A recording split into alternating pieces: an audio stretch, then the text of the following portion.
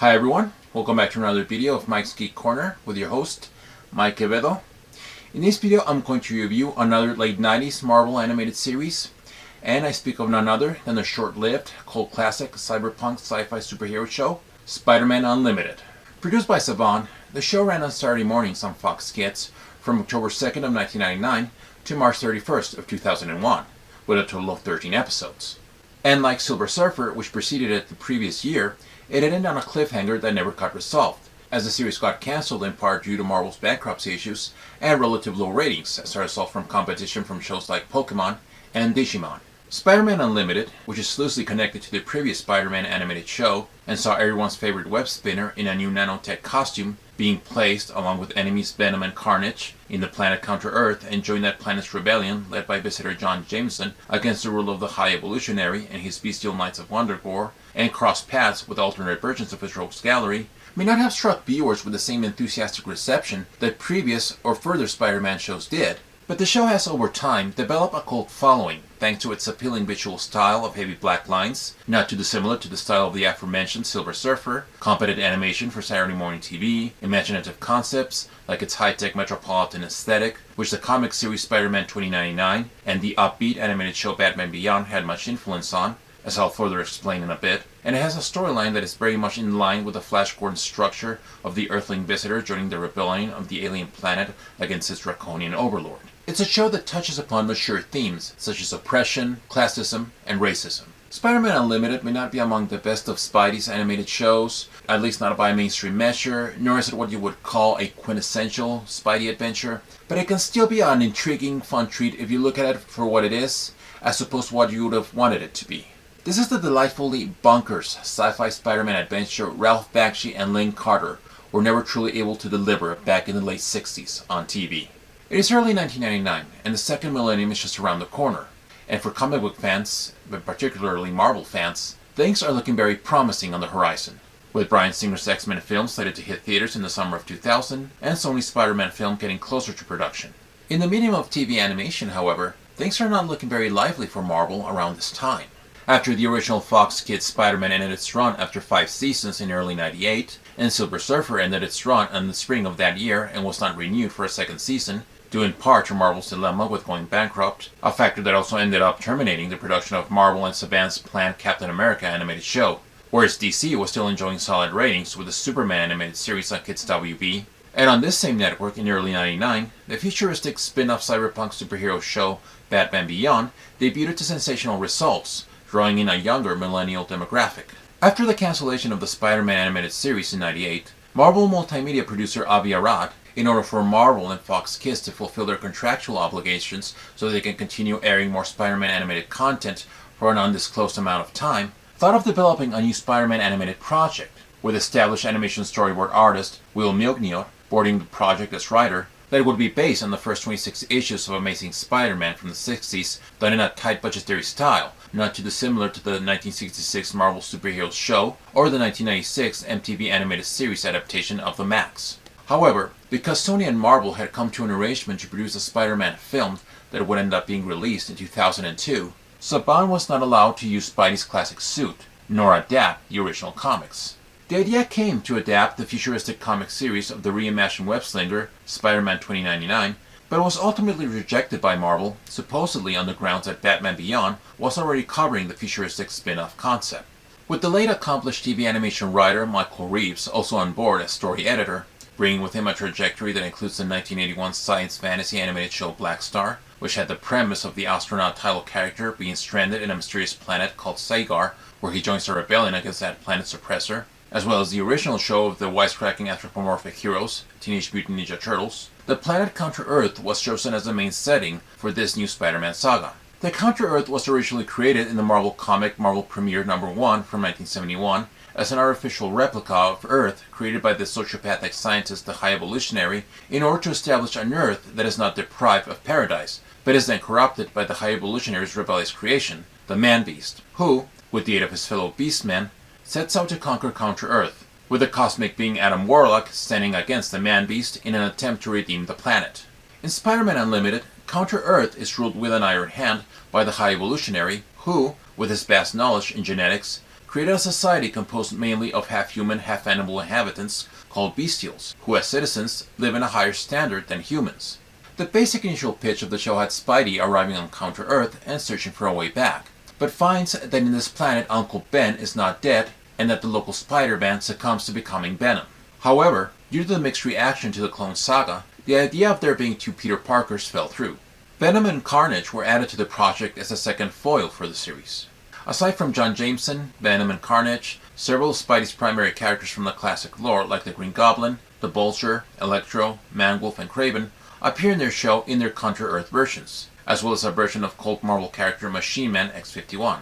A Counter-Earth version of the cyborg Deathlock was at one point going to be featured in the series. Returning from the Silver Surfer is Shannon Denton as production designer, along with Roy Bourdin, who would go on to do Teenage Mutant Ninja Turtles in 2003, and much like Silver Surfer, heavy shadows are added to give the show an animated comic book-like feel. There's a lot of emphasis on Spidey doing most of his stuff at night, and having him blend into the shadows. The look of Spidey's new suit looks very much like a blend of Miguel O'Hara's Spider-Man 2099 suit and Ben Reilly's Scarlet Spider outfit. Instead of sporting his purple armor from the comics, which he wears from head to toe, the High Evolutionary instead is garbed in majestic garments, with the weird bioorganic throne wear on his shoulders, and is depicted as an older character than he was in the comics. Venom looks basically the same, with a slightly more organic aesthetic, whereas Carnage has a considerably more altered appearance, as his anatomy is much more alien-looking than before. The Goblin has an armored suit and flies with mechanical wings as opposed to a glider. The Vulture and the Hunter look only mildly different from their original counterparts, and Electro is a humanoid electric eel.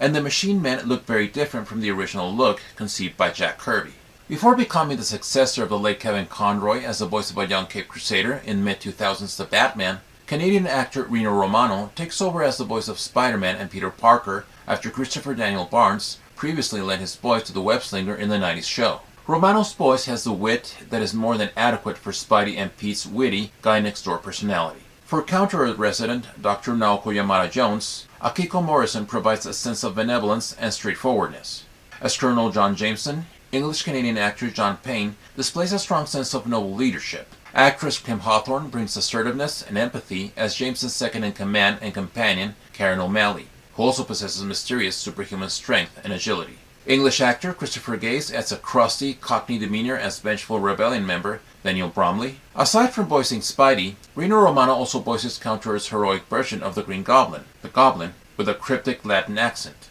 And for Counter-Earth's heroic Vulture, Scott McNeil puts on a raspy voice that highlights a character's chip on his shoulder. He would go on to voice Wolverine shortly after in X-Men Evolution. For the antagonist, we have Richard Newman as a High Evolutionary, emoting an intimidating, authoritative presence. For the bestial members of the Knights of Wundagore, Ron Halder exhibits devious snobbery as the scientist Saram. Returning to play a lascivious femme fatale is Jennifer Hale as Lady Berman, after previously voicing Black Cat in the 90s Spider-Man animated series. For the brawny Lady Ursula, Tasha Sims uses an Eastern European accent. And for the leader of the Knights of Wundagore, Lord Tiger, David Sobolov, with a strong deep voice, conveys solid nobility. Then there's both Brian Drummond and Michael Donovan as Venom and Carnage, respectively, as they deliver an unearthly sinister-sounding voice for the symbiotic pair, with Venom's voice sounding deeper than Carnage's lighter and eerie vocal. For Kraven's Counter-Earth version, we have Paul Dobson carrying a sharp and strident delivery for the mercenary called the Hunter.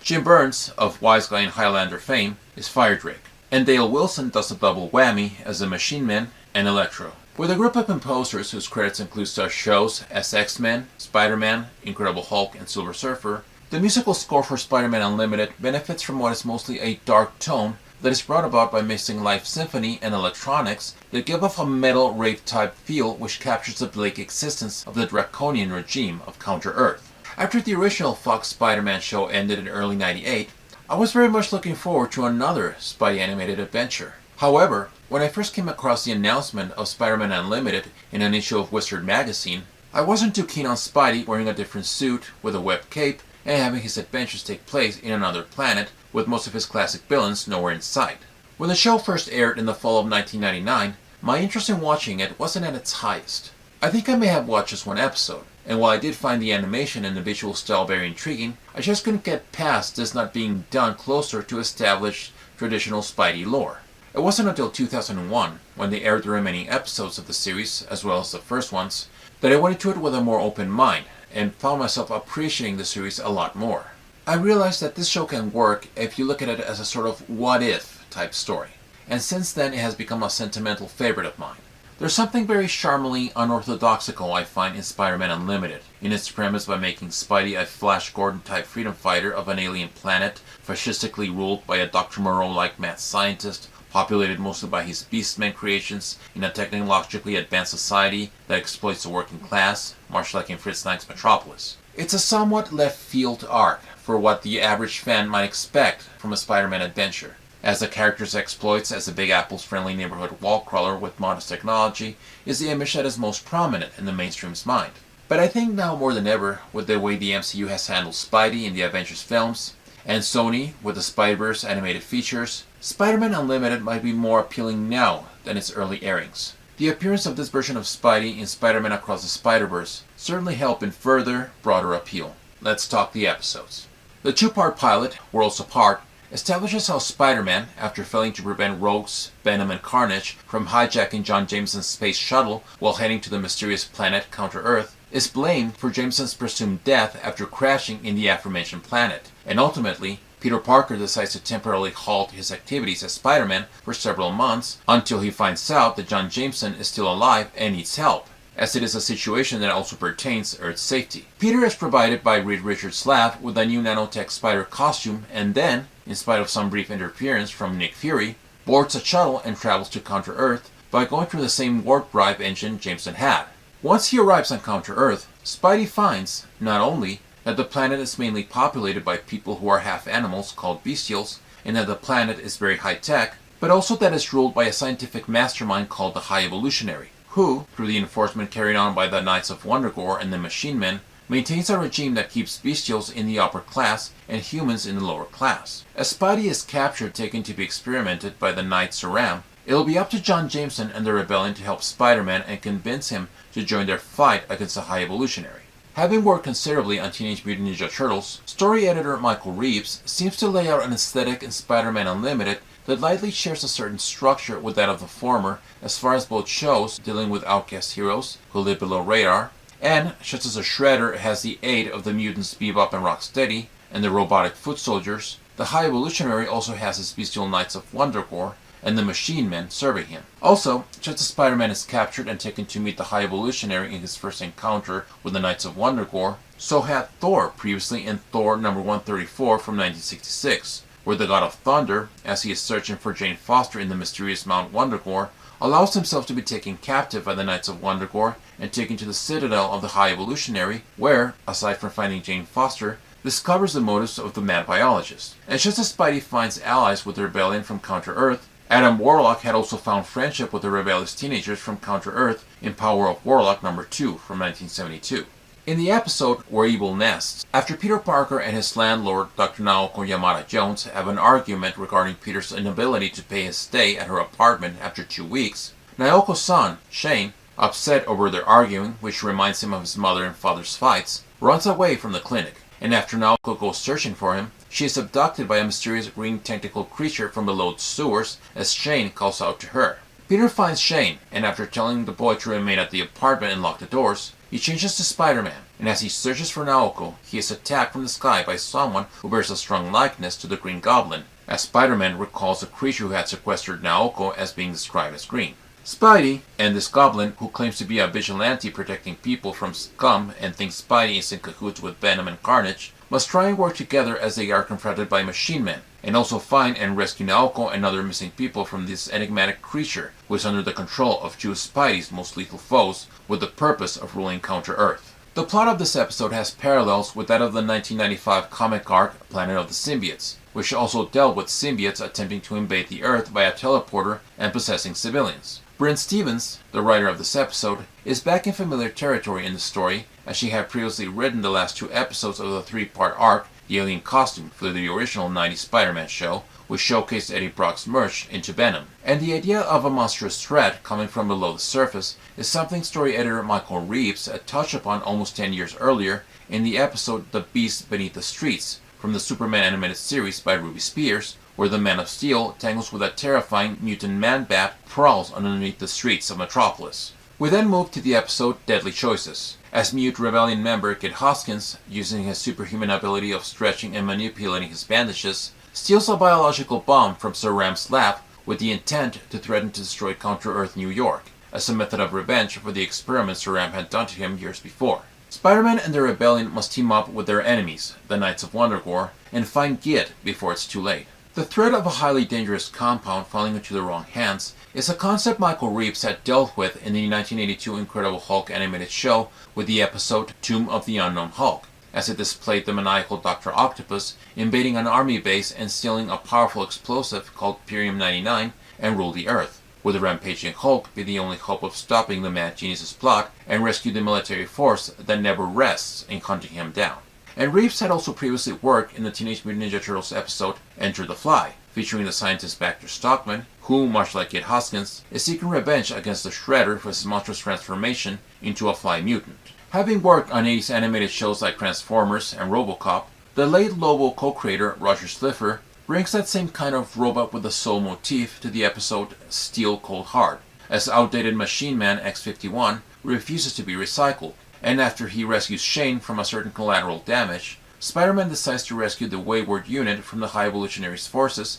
with the aid of John Jameson and Karen O'Malley. However, Jameson intends to use X-51 to trade for fellow rebel Daniel Bromley, who has been taken captive by Machine Man, and Spidey is opposed to trading the sympathetic robot. What will their alternative to rescue Bromley be, and can the Knights of Wundagore be trusted to not set a trap for the Rebellion? The idea of a mechanical character whose actions contradict the devious protocol of its creator is something Michael Reaves had already put to use on Batman the Animated Series in the episode His Silicon Soul, which saw the supercomputer Hardak create a duplicate of Bruce Wayne, who, as Batman, ultimately acts against Hardak's mission in vanquishing human lives. Spider-Man is a prey in Enter the Hunter, as Sir Ram, through orders from the High Evolutionary, hires the professional human assassin known as Hunter to liquidate the web-slinger, and the stakes amplify with Karen O'Malley being used by the Hunter to lure Spidey to a trap. This is yet another episode that has traits of one of Michael Reaves' past endeavors, one dealing with a previous Spidey show, for just as the Hunter stalks Spider-Man and studies him before attacking him,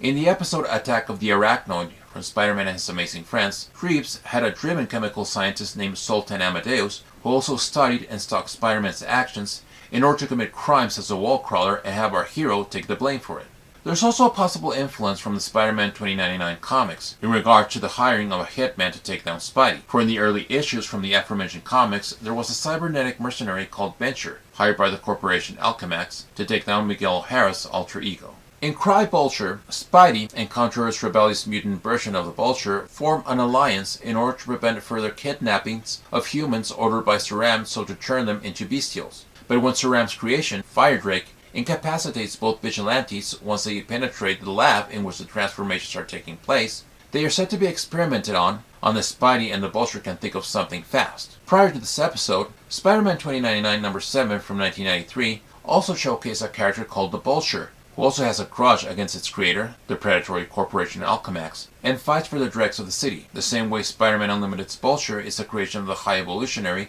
and fights to protect humans. In Ill Met by Moonlight, it is revealed that John Jameson, in his early arrival to Counter-Earth, had been subjected to experimentation by the High Evolutionary with the intent to turn Jameson into a wolf-like creature, and although he was rescued by the Rebellion before the procedure could be completed, he still became partly a savage werewolf who, through the use of biochemical implant, has been able to suppress the transformation to a werewolf. Meanwhile, Bromley discovers through X-51's memory storage that a harness fusion power plant taps into natural fusion core and radiation spill into the basement's water system to destroy half the city's population within years. Jameson and the Rebellion ask Spider-Man to aid them in penetrating the highly guarded power plant so to shut off the main power switch and hence force the High Evolutionary to negotiate with them, or half of New York State will be shut down. However, once they reach the power plant, not only does Spidey and the Rebellion encounter the Machine Man, but also an electric eel version of Electro, and the added dilemma of John Jameson turning once more into the Man-Wolf. The co-writer of this episode, Larry Brody,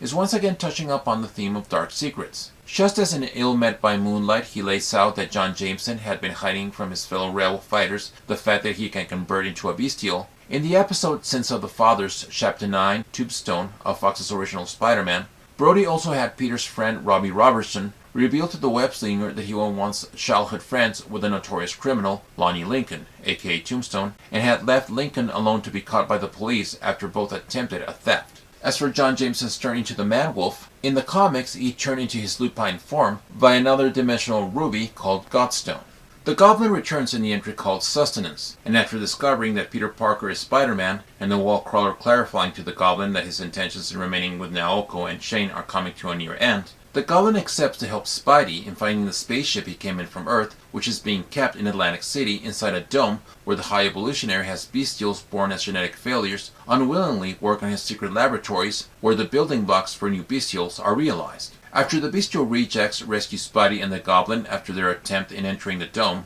Prima, leader of the rejects, decides to trade the two vigilantes in exchange for the High Evolutionary's promise to halt the recycling of failed bestials. Spider-Man must figure another alternative to help the rejects and also recover the spaceship to head back home. The Goblin finding out Spider-Man's true identity by observing him from the skies is something that harkens back to Amazing Spider-Man number 39 from 1963, where the Green Goblins follow Spidey as he changes back to Peter. As for the web-slinger encountering outcasts who live below the streets, before coming across the rejects and sustenance, in Spider-Man numbers 13 and 14 from 1991, Spidey meets the world-weary derelicts called subhumans, who live in the sewers under the protection of Morbius, the living vampire. We then get into brotherly affairs in matters of the heart, as Daniel Bromley, after being taken captive by the Knights of Wundagore in a failed attempt by the rebels to talk in peaceful terms with Lord Tiger, makes a deal with the High Evolutionary and Saram to lure Spider-Man into a trap in exchange of freeing Bromley's long-lost brother, Durwood, from enslavement in the basement of Wundagore Castle.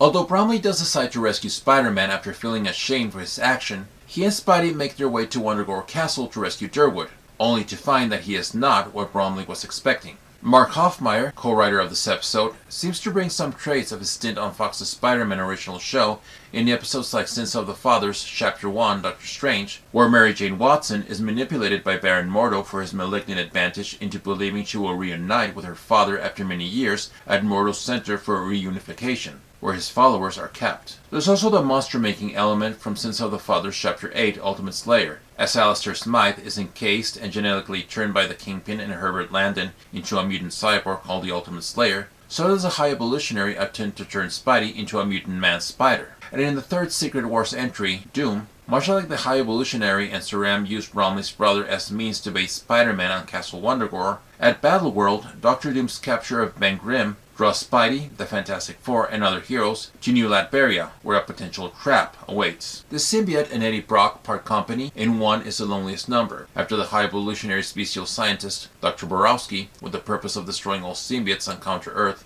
separates the two through a Thetasonic ray, leaving Brock in a seriously bad health condition after having been attached with the symbiote for such a long time. In spite of long-time animosity with Eddie Brock, Peter Parker decides to retrieve the symbiote to save Venom's host, even with the risk of donning the symbiote himself and possibly corrupt his mind. Writer Larry Brody had also worked in the Silver Surfer episode Anti-Body, which depicted the Devourer of Worlds, Galactus, finding himself gravely ill from a digested universal scourge, and his former Herald, the Silver Surfer, becomes his only hope of not dying, even though Galactus is the maker of the Surfer's hardships. In Sins of the Fathers, Karen O'Malley is abducted by machine men and taken to Wundagore Castle, where the High Evolutionary recognizes her as his granddaughter whom he had done some experiments on while she was still in her mother's womb, which gave her enhanced strength. It's up to Spider-Man, X-51, John Jameson, and the rest of the Rebellion to rescue Karen before the High Evolutionary gets to finish with Karen what he had attempted to do with her in her prematurity. This episode shares a similar structure with that of the 1991 Amazing Spider-Man comic story arc, The Sidekick's Revenge, where Spidey,